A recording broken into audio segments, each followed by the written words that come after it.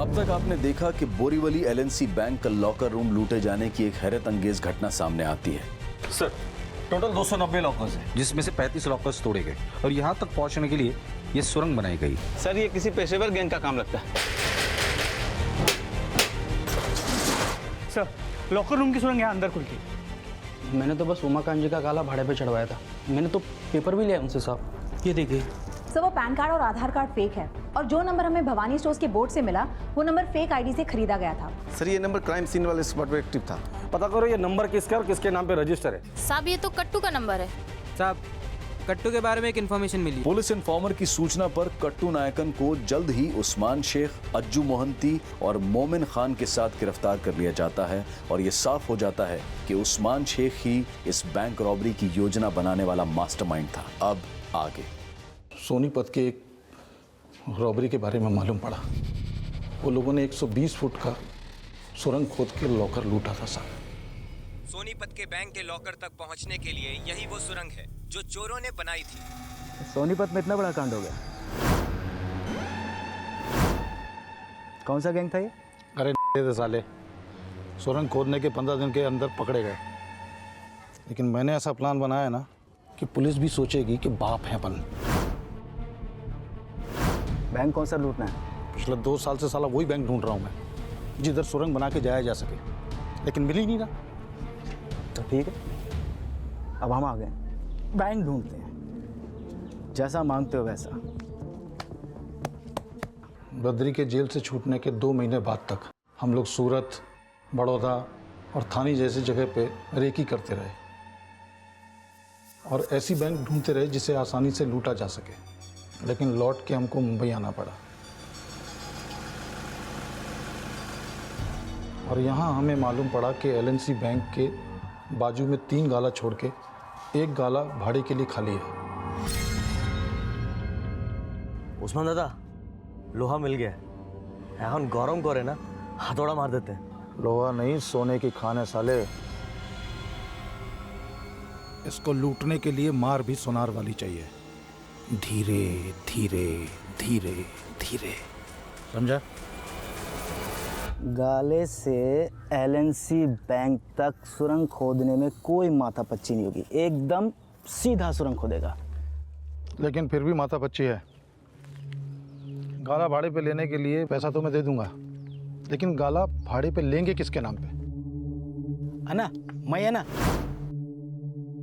ना दादा ना, किसी को भी भेजो, लेकिन ये साला कट्टू इसको पीछे रखना। ए, क्यों? तू आगे जाएगा क्या? शकल देख पहले तू अपनी। तू भाड़े पे दुकान लेने जाएगा ना, दुकान का मालिक तेरे को देख के ना सबसे पहले 100 नंबर घुमाएगा। मालूम है तेरे को? ए साला, मेरा मुंह क्या देखता है? बद्रीदारा का मुंह देख, पूरा खूनी लगता है, खूनी। चुप कर तो।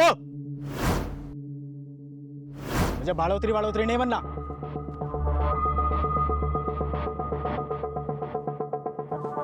भाई आप बन सकते हो। क्या बोल रहा है तू? शक्ल से आतंकवादी लगता हूँ मैं, और ये अज्जू और मोबिन ये मटन बेचने वाले लगते हैं। हाँ तो मटन की दुकान ही खोलते हैं ना।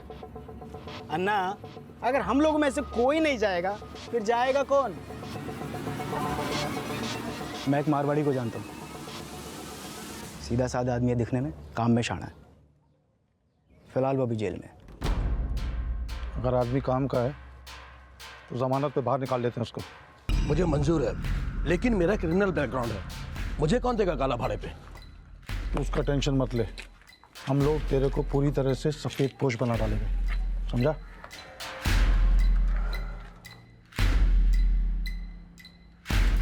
देख, ये तेरा आधार कार्ड, ये तेरा पैन कार्ड। वो गाले के बाजू में विट्ठल स्टेट एजेंट है, गाला उसी के पास है। ये पैसा उसको देने का और डील नक्की कर, ठीक है? देखो सेठ, गाले तो बहुत है अपने पास। आपको किस काम के लिए चाहिए? वो परचून की दुकान खोलनी है। 1.5 लाख रुपए डिपॉजिट और 30,000 रुपये भाड़ा।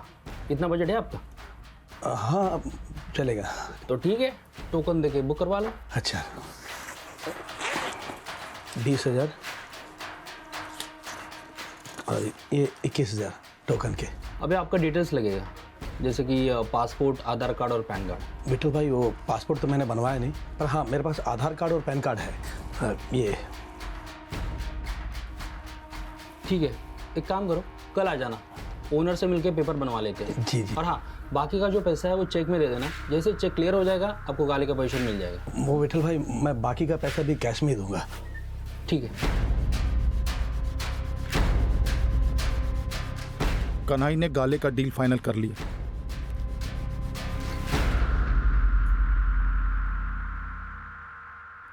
उसके बाद मैं और बद्री बैंक की रैकी करने गए और बद्री ने सुरंग का नक्शा तैयार कर लिया था।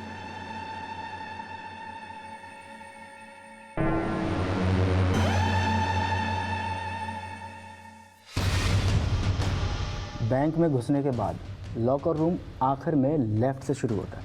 अब ध्यान से सुन लो सब।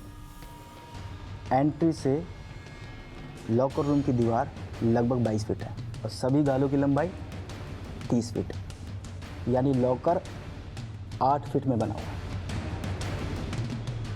तो अब हम अपने गाले के पीछे वाले 8 फीट से सुरंग की खुदाई शुरू करेंगे और सीधा लॉकर के अंदर। आपका प्लानिंग देख के और ये नक्शा देख के मेरे को पुराना वाला पिक्चर याद आ गया ना। तेरे को पिक्चर याद आ रहा है? शांति से समझने देना।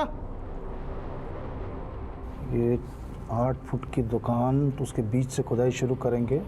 ये 8 फुट की दीवार की 4 फुट और ये 8 12 12 और 8 20 20 और 28 और 4 फुट इसके नीचे 32 फुट खोदनी है और विट्ठल की दुकान के नीचे से। लेकिन भाई इतनी लंबी खुदाई वो भी विट्ठल के नाक के नीचे से? ठीक है तेरी? हाँ सही है, क्योंकि उमाकांत और विट्ठल ने आपका चेहरा नहीं देखा, लेकिन मेरी फोटो है उनके पास में। देखो भाई, खुदाई ऐसी होनी चाहिए कि किसी को कानो कान भनक नहीं होनी चाहिए। टेंशन मत ले, अपने गाले के बीच में आप पार्टीशन देंगे। बाहर दुकान चलेगी, अंदर खुदाई चलेगी। किंतु दादा ये तो खुदाई के लिए जो खर्चा आएगा उसके लिए एक और बैंक लूटना पड़ेगा। ये काम होने से पहले कोई लफड़ा नहीं चाहिए मेरे को। खुदाई का, गाले का जितना भी खर्चा रहेगा ना मैं दूंगा, लेकिन लूट के बाद वो खर्चा निकालने के बाद ही सबका हिस्सा होगा। ठीक है? ठीक है। भवानी स्टोर खोलने के लिए मैंने 8.5 लाख रुपए खर्चा किया। पूरा प्लान तैयार था, लेकिन अभी भी हम लोगों को खुदाई के लिए मजदूरों की ज़रूरत थी जिन पे हम भरोसा कर सकें। इस बार फिर से बद्री ने अपना सिक्का जमाया। मेरे गांव में है ऐसे लोग जो मजदूरी करते हैं और 2 वक्त की रोटी के लिए तरस रहे हैं। आप कहो तो मैं बात करता हूँ। इतना बड़ा लालच देके उनका ईमान तक खरीद सकता हूँ। इसी वास्ते तो तेरा 2 साल तक बाहर आने का इंतज़ार किया मैंने। बुला ले उनको, लेकिन प्लान लीक नहीं होना चाहिए। उसकी टेंशन मत लो आप। बुला ले। वो लोग को यूपी से बुलाने के बाद हम लोगों ने मलाड के एक फ्लैट में रख दिया था, लेकिन सब कुछ जानने के बाद उन्होंने काम करने से मना कर दिया। ये कहाँ फंसा रहे हो बद्री भाई? आप बैंक लूटने के लिए सुरंग खुदवा रहे हो हमसे? क्या क्या बोल रहा है बद्री? तूने बताया नहीं इसको क्या करने का क्या नहीं करने का? भाई मैं बात करता हूँ। देख ललन, मैंने जो प्लान बनाया ना वो तुम सबकी जिंदगी बदल देगा। भाई मानता ना मुझे? तो जैसा मैं कह रहा हूँ वैसा कर, कोई बाल तक नहीं उखाड़ पाएगा तुम्हारा। और आगे की बात सुन, पूरी जिंदगी ऐसे ही मजदूरी करनी है गधे की तरह। वो चारों मान गए। उसके बाद उन लोगों को खुदाई के लिए औजार की ज़रूरत थी, तो मैंने कट्टू को चुना, क्योंकि कट्टू पहले वेल्डिंग का काम करता था। और कट्टू को ये भी कहा कि वो अलग अलग दुकान से औजार खरीदे, क्योंकि एक जगह खरीदने से आप लोग के शक में आने की गुंजाइश थी। तुम लोगों ने करीब करीब 30 फीट की खुदाई की है। कब से खुदाई कर रहे थे तुम लोग? सर, खुदाई का मुहूर्त तो कन्हई ने निकाला था। वो थोड़ा पूजा पाठ में मानता था, तो उसका दिल रखने के लिए हमने मई से खुदाई शुरू की। मई में कुछ निर्जला एकादशी करके हिंदू लोग का त्यौहार होता है। सब कुछ मुहूर्त के हिसाब से करने के बाद भी कन्हई ने हम लोगों को परेशान करना शुरू किया। उस्मान भाई, मैं दुकान के बाहर से ये नाप आप सब चेक करके आया, पर मेरे को क्या लगता है कि हम लोग जहाँ गड्ढा कर रहे हैं ना, यहाँ की जगह दीवार के थोड़े और करीब गड्ढा करना चाहिए, क्योंकि खुदाई करते हुए हम लोग थोड़ा आड़ा टेढ़ा निकल गए ना तो लॉकर रूम की जगह सीधा बैंक में निकलेंगे, और बैंक में है सीसीटीवी कैमरा, सबके सब मारे जाएंगे। तो मेरे बनाए नक्शे में कमी निकाल रहा है? पर मैंने एकदम सही बनाया है। एक मिनट बद्री, बोल रहा है ना, सुन ले। चेक किया होगा इसने। अरे तो इंची टेप थोड़ी लेके गया था ये। ठीक है कट्टू, इंच टेप ले और इसका पाँव का नाप ले बराबर से। चल। अन्ना 10 इंच है। 10 इंच है ना? सुन बराबर से पैर रख के ऐसे जमा के ऐसे जोड़ के चेक करना कि जहाँ से हमने खुदाई शुरू की है और जहाँ तक पहुँचे हैं वो कितना है। पता कैसे करें? ऐसे ना, ये ऐसे करके।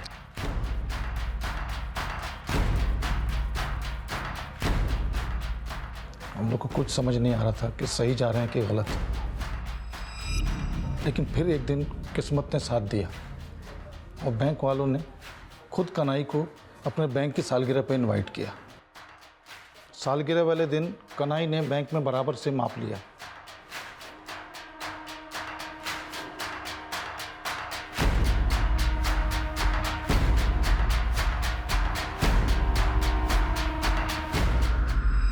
और फिर खुद आके बोला कि बद्री का माप एकदम बराबर है। गाला लेने के बाद तुम सबका उस दुकान में आना जाना था, लेकिन एक कनाई छोड़ के तुम से किसी का भी चेहरा सीसीटीवी में कैप्चर नहीं हुआ। ऐसा क्यों? साहब, मेरे को मालूम था कि उधर कहाँ पे सीसीटीवी है, इसलिए बराबर से सबको गाइड किया कि कैसे जाना है और कैसे आना है। सबको समझाया मैंने। तुम 6 महीने से आपस में टच में थे, लेकिन आपस में कम्युनिकेट करने के लिए नंबर कौन सा इस्तेमाल कर रहे थे? साहब, मेरे को बराबर से मालूम था कि आप लोग फ़ोन रिकॉर्ड से पकड़ लेते हो, इसलिए मैंने online China made walkie talkie खरीद ली, जिसकी रेंज 1 किलोमीटर है।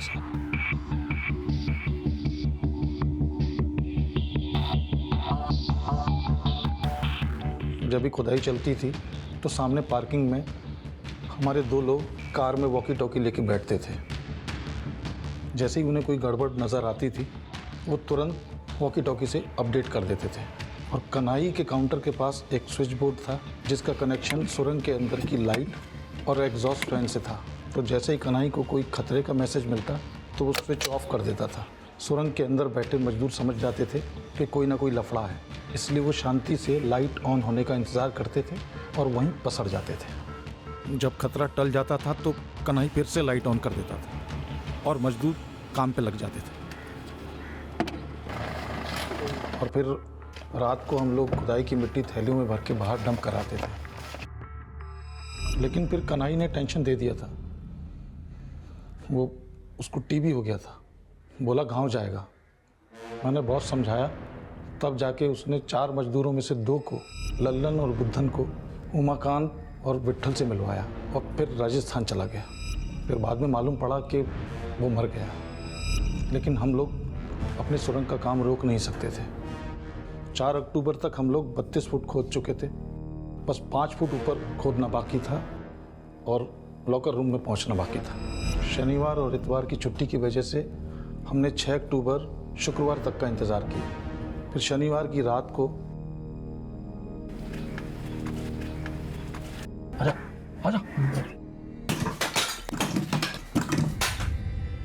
हम लोग लॉकर रूम में घुस गए। मेरे साथ बद्री, अशफाक, अज्जू और 2 मजदूर थे।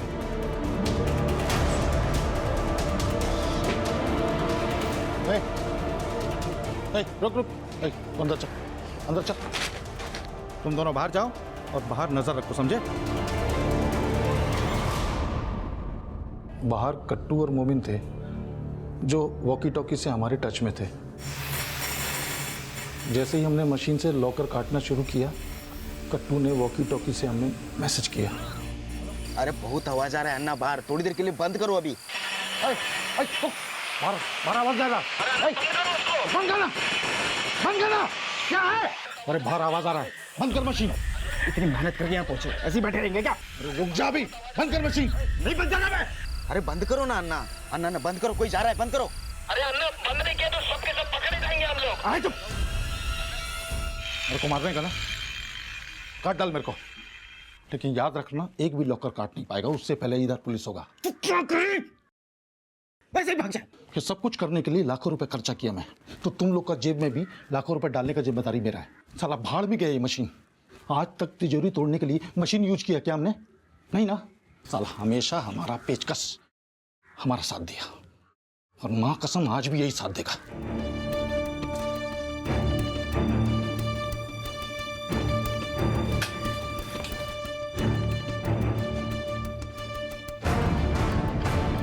एक लॉकर को खोलने में 20 से 25 मिनट तक का टाइम लग रहा था। शुरू में हमने जितने लॉकर खोले लगभग सब खाली थे, तो मैंने आइडिया लगाया और की होल से तार डाल के चेक किया। तार अगर अंदर तक लॉकर में जाता था तो समझ जाता था कि लॉकर खाली है, और अगर बीच में रुक जाता था तो समझ जाता था कि माल है। ऐसा करते करते सुबह 7 बजे तक हमने 35 लॉकर खोल डाले थे साहब। कट्टू, काम हो गया? बाहर आए क्या? हाँ ना, कोई नहीं है, सब सही है। आ जाओ। चल आ रहे हैं हम लोग, चलो। ए कूद कूद कूद कूद कूद।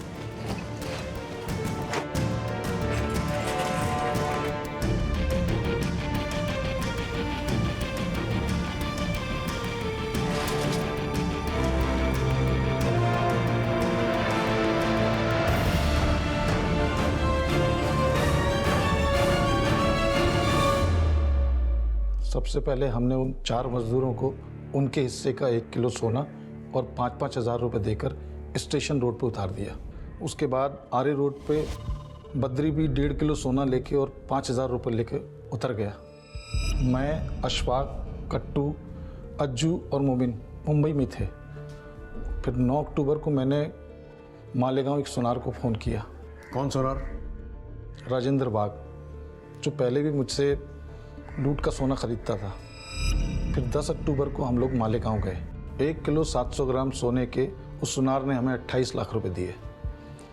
11 लाख मैंने कट्टू को दे दिए और 6.5 लाख और एसयूवी लेके अशफाक वेस्ट बंगाल चला गया। वेस्ट बंगाल में कहा? मैंने बोला ना साहब, मेरे को मालूम नहीं है। सीधी तरह से बोलता है या हलक में डंडा डाल के उगलवाओ?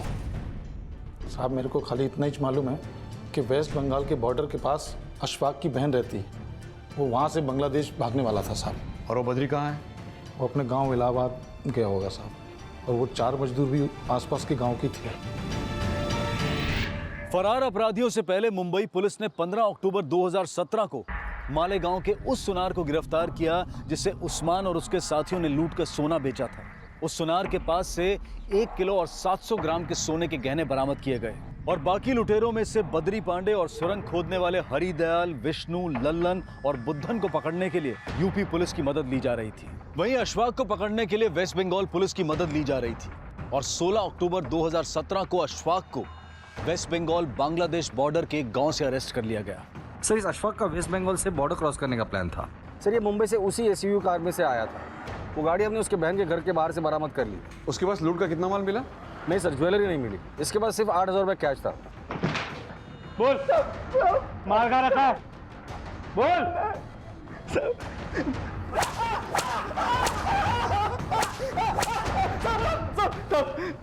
मुंबई पहुंचे, मुंबई में है, सब मुंबई में है। मुंबई में कहा? एंटोपिल सर, मेरी सास के घर पे।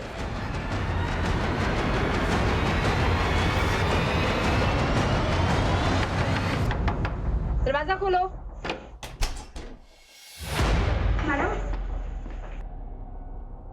अशफाक के बयान के आधार पर 17 अक्टूबर 2017 को अशफाक की बीवी को उसके मायके से 6.5 लाख कैश के साथ गिरफ्तार किया गया। लेकिन बद्री पांडे और सुरंग खोदने वाले चारों मजदूर अब तक फरार थे। पर 19 अक्टूबर 2017 को सुरंग खोदने वाले 2 मजदूर हरिदयाल और बुद्धन को इलाहाबाद रेलवे स्टेशन के पास से गिरफ्तार कर लिया गया और उनके पास से भी कैश और लूट के गहने बरामद किए गए। बैंक वालों के मुताबिक तुम लोगों ने 3 करोड़ 43 लाख रुपए लूटे। अब तूने जीसस को जितना भी बांटा है, तुम्हारे हिसाब से, तुम्हारी बात मान के चले तो भी 2 करोड़ गायब है। अब सच सच बता, तूने कितना माल अंदर किया है और वो बद्री और मजदूर कहाँ है?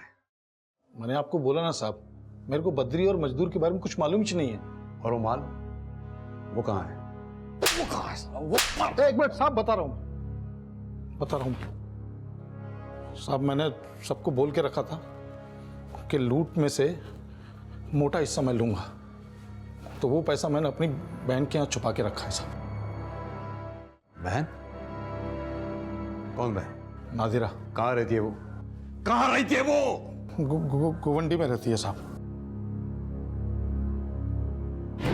पुलिस जब उस्मान की बहन नादिरा के गोवंडी वाले घर पहुंची तो उसको फरार पाया गया। पुलिस ने नादिरा की बेटी से नादिरा के करंट फोटोग्राफ और फोन नंबर हासिल कर लिया।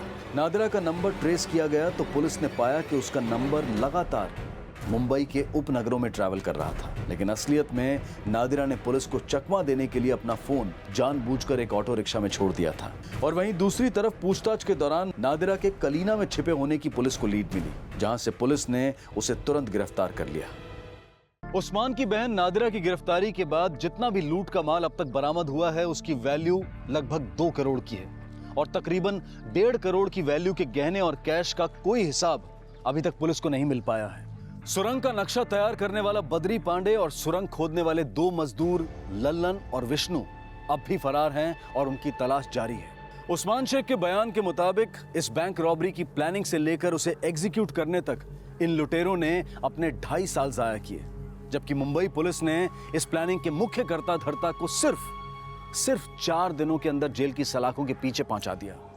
मुंबई पुलिस का एक काबिल तारीफ काम अपराधियों को चेतावनी है कि crime never page. Black headline सप्ताह में अब हम आपको एक ऐसे शख्स का केस दिखाने जा रहे हैं जिसे क्राइम और क्रिमिनल्स के खिलाफ आवाज उठाने वालों का प्रतिनिधि कहा जाने लगा, लेकिन सुर्खियों को आवाज देने वाला खुद सुर्खियां बन गया।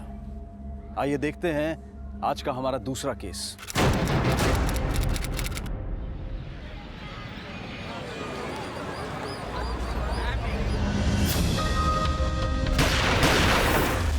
Hello and welcome to the program once again. Most wanted Delhi के हमारे स्टूडियोज में आप सभी हजरात का खैर मकदम करता है। I am Suhail Shamsi, your host.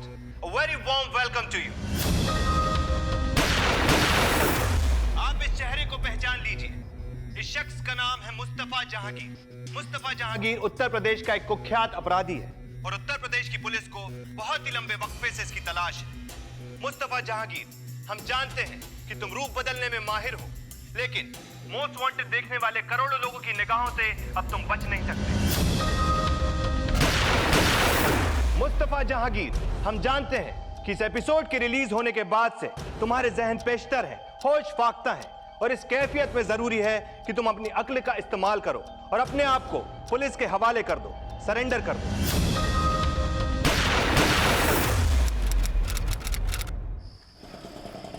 कमाल का आदमी ताऊ, क्रिमिनल्स को खुली धमकी देता है। भाई उसके टीवी शो की वजह से 23 अपराधी पकड़े गए। सिल्वर जुबली होने वाली है।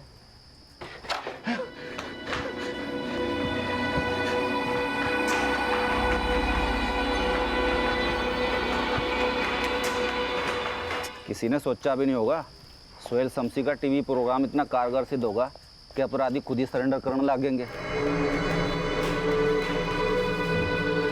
नहीं है, ये और भी कितने।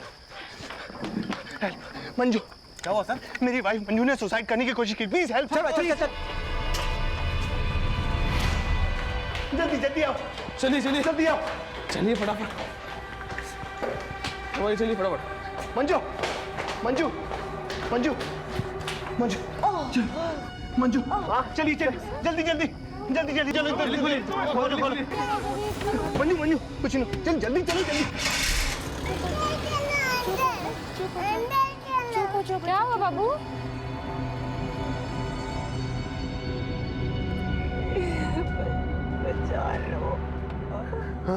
हाँ मंजू, हाँ मंजू, हाँ मंजू, मैं हूँ ना। हम बस पहुँचने वाले, हॉस्पिटल पहुँचने वाले। हाँ भाई साहब, ये सीधा रास्ता ले लीजिए, यहाँ से जल्दी पहुँचेंगे। कम ऑन, सीधा सीधा। हाँ सर।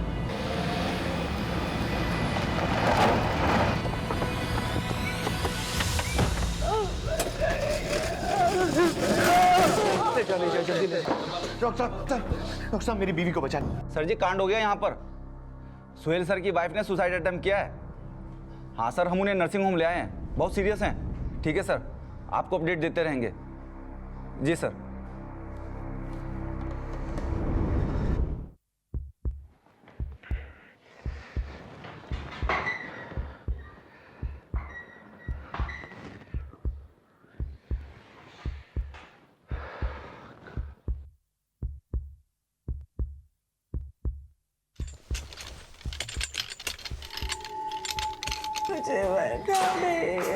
मुझे डॉक्टर साहब मंजू ठीक है ना? देखिए ब्लड फ्लो को रिड्यूस करने के लिए हमने बैंडेज कर दिया है। अच्छा, इससे ज़्यादा हम कुछ कर नहीं पाएंगे। आप एक काम कीजिए, आप इन्हें अच्छे से अच्छे हॉस्पिटल में ले जाइए, इनके पास वक्त बहुत कम है। प्लीज़ हरी अप, क्या please hurry up sir.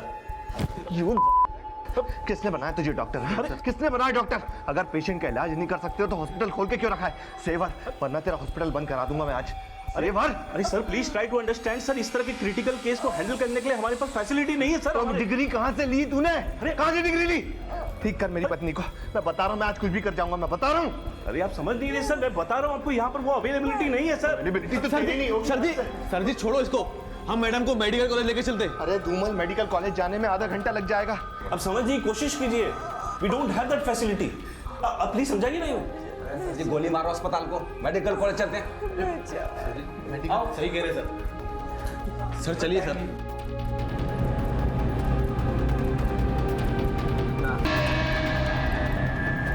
Manju, Manju strengthen your will. Ananya is waiting for you, Manju.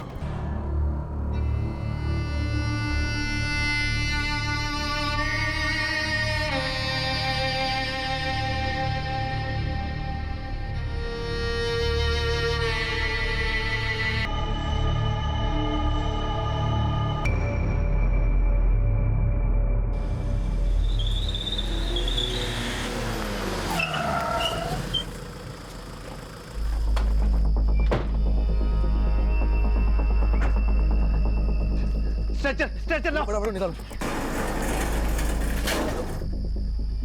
Sister, emergency ward जल्दी तैयार करो, मूव फास्ट। डॉक्टर देखिए मेरी डॉक्टर साहब आ गए, कुछ नहीं होगा तुमको। हाँ डॉक्टर साहब, सॉरी, शी इज नो मोर।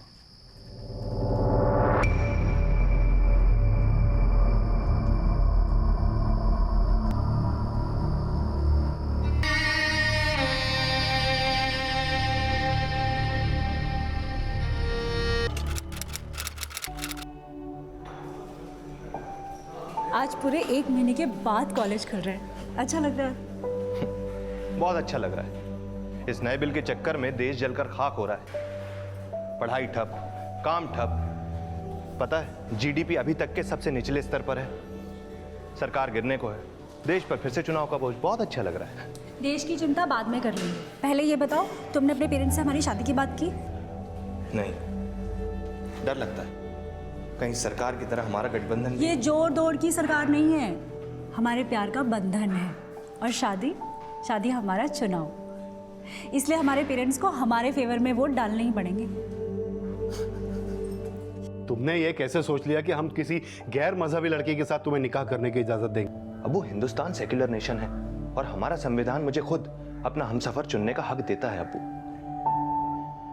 निकाह तो मैं मंजू से ही करूंगा। मैं शादी करूंगी तो सोहेल के साथ ही करूंगी, नहीं तो क्या? बोल। अरे चुप क्यों हो गई? देख मंजू, आज तक के तेरी हर जिद पूरी की, लेकिन किसी दूसरे धर्म के लड़के के साथ तुझे कभी शादी नहीं करने दूंगी। शादी तो हम करके रहेंगे, बस एक बार यूके का वीजा लग जाए। यूके का वीजा? क्यों? हाँ, मैंने प्रवीण भैया से बात की थी, हमारे रिश्ते को लेकर खुश हैं। कह रहे थे मैनचेस्टर आ जाओ, शादी करा दूंगा। रियली? सुहेल और मंजू की प्रेम कहानी जल्द ही प्रेम विवाह में बदल गई। 1993 में दोनों ने यूके जाकर मंजू के भाई प्रवीण की मदद से शादी कर ली और फिर 1994 में दोनों इंडिया वापस आ गए।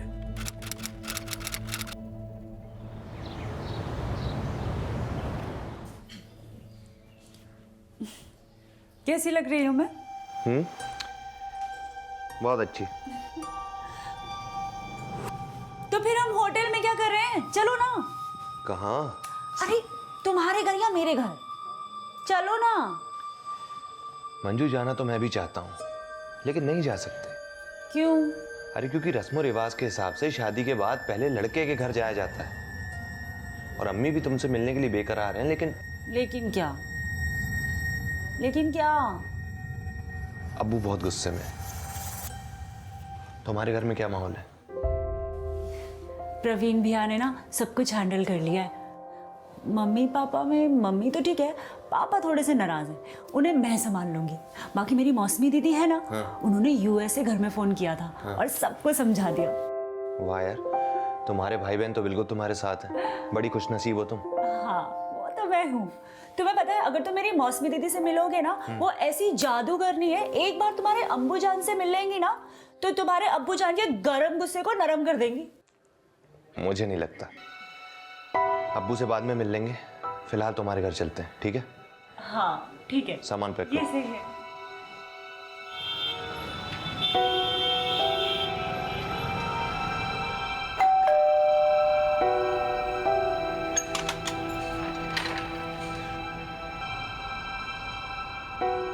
वहीं रुको।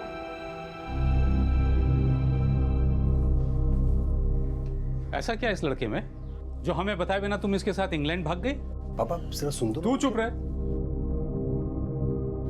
अब कुछ बोलेगी या देखती रहेगी? पापा प्लीज, ये एक्टिंग वैक्टिंग छोड़ दो। हाँ, फिल्मी डायलॉग ना मुझे भी बहुत अच्छे से बोलने आते हैं। अब सोहेल के बारे में बोलना शुरू करूंगी तो आप लोग ही कहोगे कि मैं ख्यालों में चली गई हूँ। प्लीज, सोहेल अच्छा लड़का है और प्रवीण भैया ने आपको सब। तुम भी इसकी तरह से फिल्मी डायलॉग ही मारते हो? नहीं सर, मैं डायलॉगबाजी में नहीं, हकीकत में यकीन रखता हूँ। और हकीकत यह है कि मैं और मंजू एक दूसरे से बहुत प्यार करते हैं। ये बहुत खुश है मेरे साथ और हमेशा खुश रखूंगा सर इसे। Sir we complete each other. इससे ज्यादा मेरे पास कहने के लिए कुछ और नहीं है सर। गुड, अच्छा लगा तुमसे मिलके। पापा आपने तो डरा ही दिया था सच्ची। तुम दोनों के प्यार ने आखिरकार हमें झुका ही दिया। खुश रहो। I am happy for both of you. आप लोगों को होना चाहिए था, पता है वहाँ बहुत सुंदर है पापा। एक फैमिली फोटो हो जाए। स्माइल।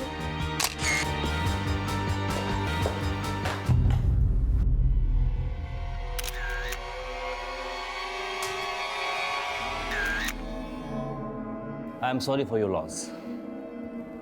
सोहेल जी, मुझे आपका स्टेटमेंट लेना होगा, प्लीज डोंट माइंड। कैसे हुआ ये सब?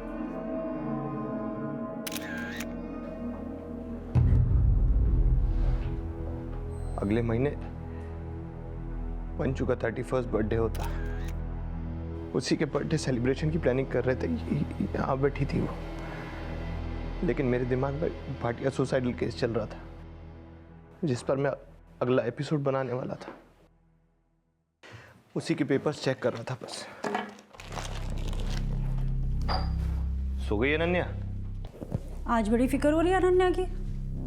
मुझे हमेशा तुम दोनों की फिक्र होती है यार, कैसी बात कर रही है? अच्छा, तो फिर जब से आए हो तब से फाइल में क्यों घुसे हुए हो? मंजू यार फिर से शुरू मत करो प्लीज। मैं शुरू कर रही हूँ? मैं शुरू कर रही हूँ सोहेल? हाँ, तुम्हें बड़ा ख्याल रहता है ना सब चीजों का। फिर तो तुमने डिसाइड कर लिया होगा कि मेरा बर्थडे कहाँ मनाना है, यहाँ या बैंक्वेट में, है ना? यार मंजू कहीं पे भी बना लेंगे, क्या फर्क पड़ता है? अभी मैं कुछ जरूरी काम कर रहा हूँ, इसके बारे में बाद में बात कर सकते हैं ना, प्लीज। सोहेल, तुम्हें मेरा बर्थडे मनाना ही नहीं है, तुम्हें सिर्फ और सिर्फ अपने काम की फिक्र है बस। मंजू मैं सिर्फ इतना कहना चाहता हूँ कि मैं भाटिया सुसाइडल केस पे एपिसोड बना रहा हूँ अभी, जो तुम्हारे बर्थडे से पहले टेलीकास्ट होगा, दैट्स इट। यार कभी भाटिया कभी मुस्तफा, हमारे बीच में ना प्यार जैसी कोई चीज रह ही नहीं गई है सोहेल। सिर्फ ये क्राइम और क्रिमिनल। अरे भाटिया क्रिमिनल नहीं है, फैन था वो मेरा। भाड़ में गया तुम्हारा भाटिया। तुम्हें अपने भाटिया के केस की पड़ी है ना, अब मैं तुम्हें दिखाती हूँ कि मेरा क्या केस बनेगा। अब मैं देखती हूँ तुम मेरा केस संभालोगे या अपने भाटिया का। ए मंजू क्या कर रही है? Crime case. मंजू मेरी बात सुनो मंजू। अनन्या बेटा आप कब जग गए बेटा? मंजू तो कुछ भी नहीं है, और भी कितने। मंजू क्या हुआ सर? मेरी वाइफ मंजू ने सुसाइड करने की कोशिश की, प्लीज हेल्प।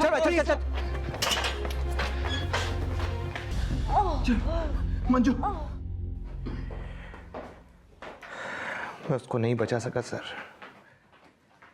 नहीं बचा सका उसको, माफ कीजिएगा सर, लेकिन मुझे हॉस्पिटल जाना होगा। तो क्या मैं?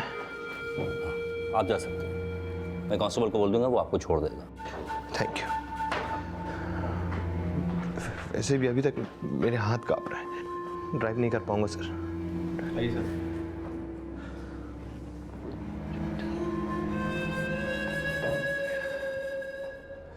अभी हम सोहेल शमसी जी के घर के बाहर हैं।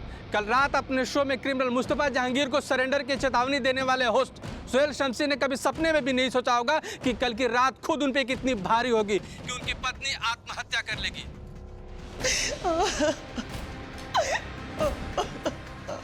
सोहेल जी आप हमें बताइए, क्या आप अपनी पत्नी का मर्डर किया है या उन्होंने आत्महत्या किया है? सोहेल जी आप प्लीज कुछ बताइए, आप मीडिया को बता क्यों नहीं रहे? सोहेल जी आपकी पत्नी ने आत्महत्या किया है या आपने मर्डर किया है? सोहेल जी प्लीज मीडिया को कुछ बताइए, जनता जानना चाहती है।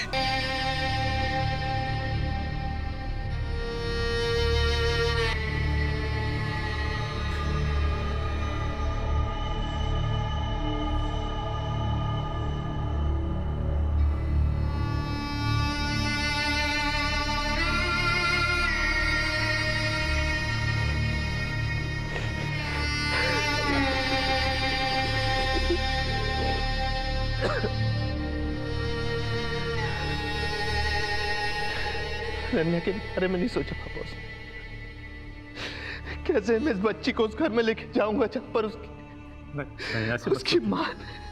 ऐसे मत सोचो। अनन्या और तुम मेरे साथ चलो। मंजू के बाप का घर उसकी बेटी का भी है और उसके पति का भी। हाँ बेटे। सर, जैसा कि आपने पुलिस को बताया कि आपकी बेबी ने सुसाइड किया था, क्या वो किसी बात से परेशान थी?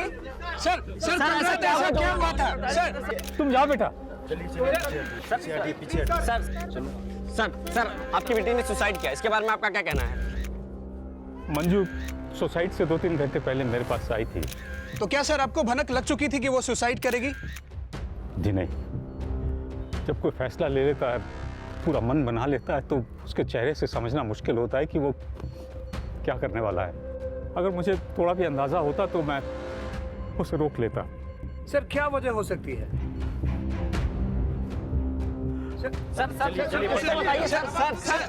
सोहेल के बाद जब मंजू के माता पिता का बयान लिया गया तो उन्होंने ये माना कि मंजू शॉर्ट टेम्पर्ड थी और गुस्से में अपना आपा खो देना उसका स्वभाव था।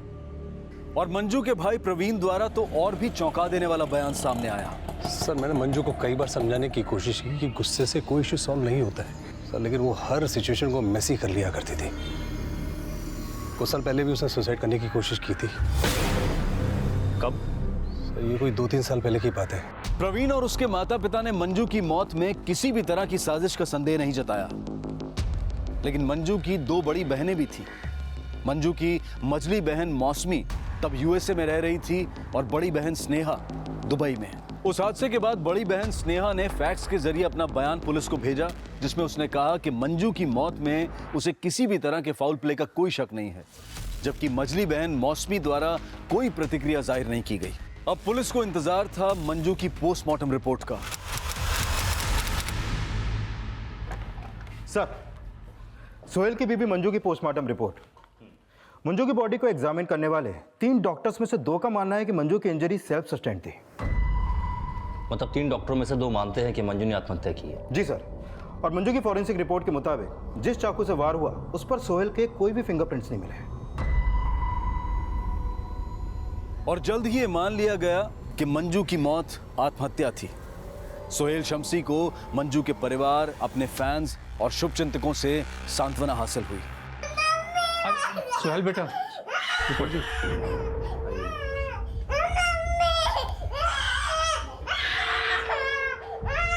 लेकिन मंजू की मौत के 3 महीने बाद जब मंजू की मझली बहन मौसमी यूएसए से इंडिया वापस आई तो इस केस का रुख ही बदल गया।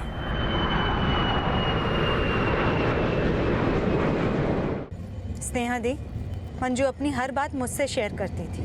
अब दुबई में होते हुए भी इंडिया नहीं आ सकी और मैं यूएस से आ गई। अब उसे इंसाफ भी मैं ही दिलाऊंगी। देखो बेटा, वो देखो देखो देखो देखो देखो, ये गई, देखो ये जा।